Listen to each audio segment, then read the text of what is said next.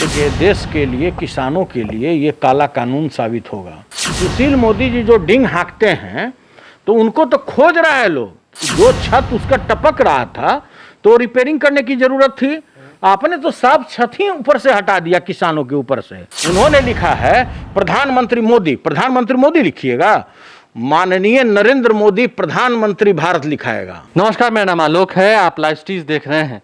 बिहार में विधानसभा के चुनाव होने हैं, तारीखों का ऐलान कभी भी हो सकता है।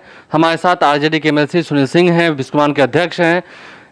सबसे पहले आपसे हम सवाल पूछेंगे, लेकिन रामधारी सिंह दिनकर की वो पंक्तियां जिन्हें आप सुनेंगे, समर शेष है नहीं पाप का, भागी केवल व्याध, जो तटस्थ है समय लिखेगा उनका भी अपराध। यानी कि समय जो है वो बढ़ चला है। देखने वाली बात यह है कि जिस तरीके से फैसले लगातार निकल के आ रहे हैं, समर शेष है, मैदान तैयार है। क्या कहेंगे, कृषि अध्यादेश जो लाया गया, ध्वनि मत से पास कराया गया, पुरजोर तरीके से आप लोग विरोध कर रहे हैं, सामने में जेडीयू है, समर्थन कर रही है। देखिए, देश के लिए, किसानों के लिए ये काला कानून साबित होगा।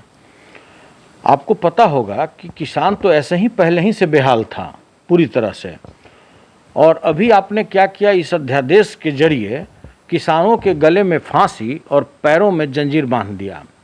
आपने 3 अध्यादेश को पास कराया। पहला अध्यादेश क्या है, डिकंट्रोलिंग, मतलब जितने भी दलहन तेलहन और जितने भी इनके प्याज आलू, जो आप हाल में भी सुनते होंगे कि मूल्यों में बेतहाशा वृद्धि होता चला जाता है कभी कभी किसी सीजन में। अभी आप देखिए, हाल में ही आलू 40 रुपये 45 रुपये किलो हो गया, प्याज 40 से 45 रुपये किलो हो गया। तो क्यों हो रहा है? जमाखोरी। तो जो पहले जमाखोरी पर जो कानून लगाए जाते थे, जो सख्ती पेश किए जाते थे, इसको आपने रिलीज कर दिया, बनियों के लिए रिलीज कर दिया कि भाई तुमको जितना जमाखोरी करना है करते रहो, अब तुम्हारे ऊपर कोई कानून काम नहीं करेगा। लेकिन सरकार कह रही है कि किसानों के लिए काफ़ी अच्छा ये बिल है।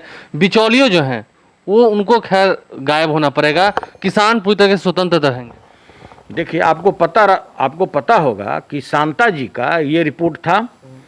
तो जो रिपोर्ट उन्होंने पेश किया अटल जी के टाइम में, और आज इतने वर्ष हो गए, जबकि इसके बीच में कम से कम 10 प्रदेश में भाजपा की गवर्नमेंट रही।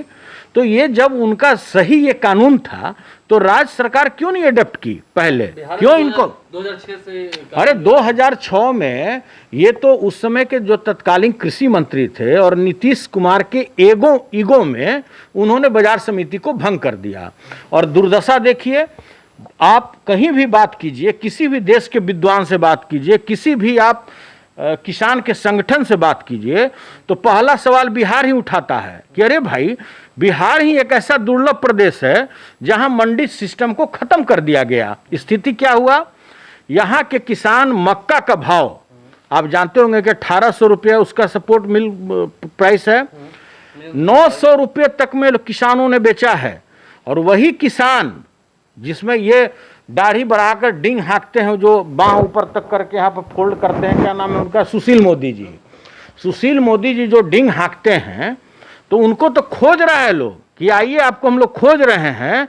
हमारे किसान लोग मर रहे हैं जो अपना मक्का उत्पादन किए, 900 रुपये में उनका खरीदने वाला कोई नहीं है। और वही मक्का जो है अन्य प्रदेशों में काफ़ी महंगा बिकता है। बिल्कुल, इसलिए कि यहाँ कोई मंडी सिस्टम नहीं है, सरकार के पास कोई स्कीम नहीं है कि किसानों को। इस नाते भी बात कर रहे हैं कि आप बिस्कुमान के अध्यक्ष हैं, खाद्यों की सप्लाई बड़े पैमाने पर होती है, किसानों का दुख दर्द आप समझते होंगे, आपने उनसे कई बार बातें की।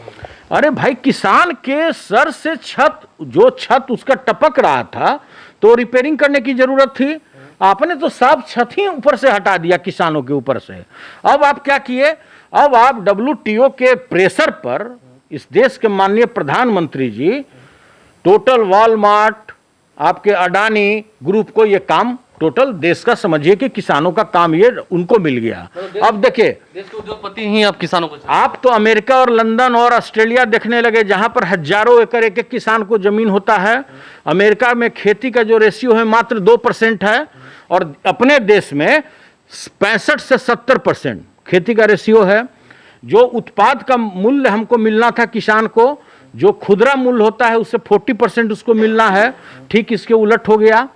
अभी जो परिस्थितियां उत्पन्न हुई, स्थिति यह होगा कि किसानों से सस्ते रेट पर उसका उत्पाद लिया जाएगा और उसको बिचौलिए लोग, जो बड़े बड़े व्यापारी हैं, बड़े बड़े गोदाम में स्टोर करके जब समय आएगा, जब उसका मौसम आएगा, मौसम के विपरीत समय में उसको दुगने तिगुने रेट पर बेचेगा, मतलब खरीदेगा सस्ते में और बेचेगा महंगे में, मतलब दोहरा मार लगेगा और जनता को मार पड़ने वाली है। बिल्कुल पड़ने वाली है। अब आप बताइए, आप कहते हैं कि भाई आप खेती आप लगा दो, पहले उसी समय आपको खरीदार हम दे देंगे, ठीक है, कैसे दे दीजिएगा? उस समय उसका एग्रीमेंट होगा जो 20 पन्ने का होगा। जिस तरह से LIC वगैरह जो एग्रीमेंट कराता है, बैंक जब लोन देती है तो जो एग्रीमेंट कराता है, कोई देश के 90% जनता बता दे कि वो एग्रीमेंट पढ़ता है, दस्तखत करता है नीचे में, इसलिए कि इतना छोटा छोटा होता है कि उसको लेंस से भी पढ़िएगा तो ठीक से नहीं पढ़ाई पड़ता है। ठीक उसी तरह का एग्रीमेंट वो भी बनेगा, मतलब उसमें लिखा हुआ होगा कि आलू का आपका उत्पाद हम लेंगे, लेकिन उसका साइज ये होना चाहिए। तो भाई कोई आलू उत्पादन हाथ का चीज है, वो मौसम आधारित होता है। कई बार आपसे बातें हम करते हैं तो कुछ अनुभव साझा होता है। आपने जो बातें कही LIC के संदर्भ में बिल्कुल सही कही, एक उदाहरण दिया। तो क्या लगता है ऐसे में अब आपकी पार्टी ने कहा है कि हम सड़कों पर उतर के विरोध करेंगे, तो क्या विरोध करने से कुछ दवा निकलेगी?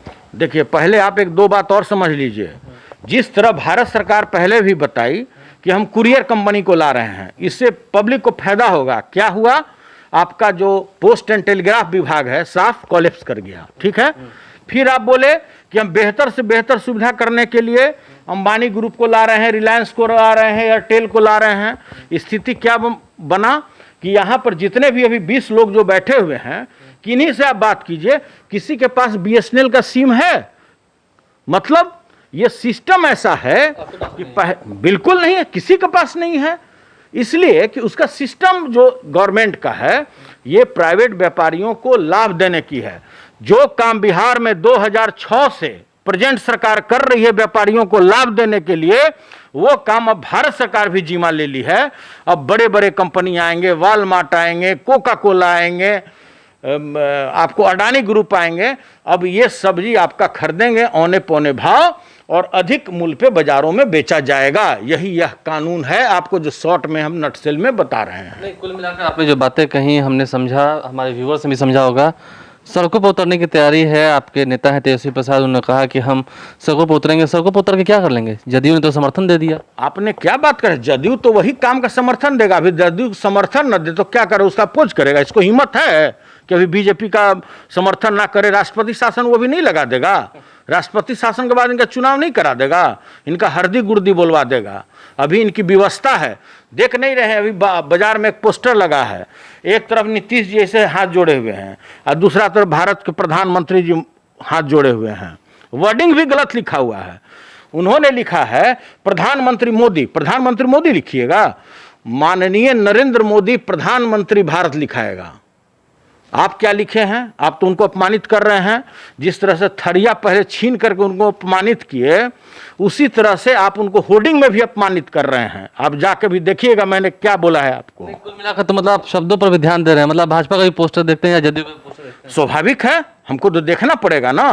कहे कि ये लोग का तो कोई काम धरातल पर हुआ नहीं, जो भी है होर्डिंग पर है, जो भी है अखबार में है, जो भी है टीवी के विज्ञापन में है। तो भाई उसको भी तो हम लोग कम से कम देखे कि कितना असमानता है। धरातल पर क्या है अब बताइए? आप यहीं से उद्घाटन कर रहे थे और वहां टोटी में पानी नहीं गिर रहा है। मतलब क्या विडंबना है इस राज्य का कि दुर्भाग्यपूर्ण है कि ऐसा शासक अभी तक हैं। अब तो जनता इंतजार में बैठी हुई है कि आइए आपको रिंकिया के पापा टाइप का हम लोग खदेड़े हैं। देखिए, कुल मिलाकर सीधी सीधी बात आरजेडी के MLC हैं सुनील सिंह, उन्होंने कही और उन्होंने कहा है कि पोस्टर्स को ध्यान से देखिएगा। पोस्टर्स भी आपको तस्वीरों के माध्यम से दिखा रहे होंगे। जो इन्होंने कहा है क्या वो सच में सही है, आप खुद समझें। हमारे चैनल को सब्सक्राइब कर लें, साथ साथ फेसबुक पेज भी लाइक करें। धन्यवाद।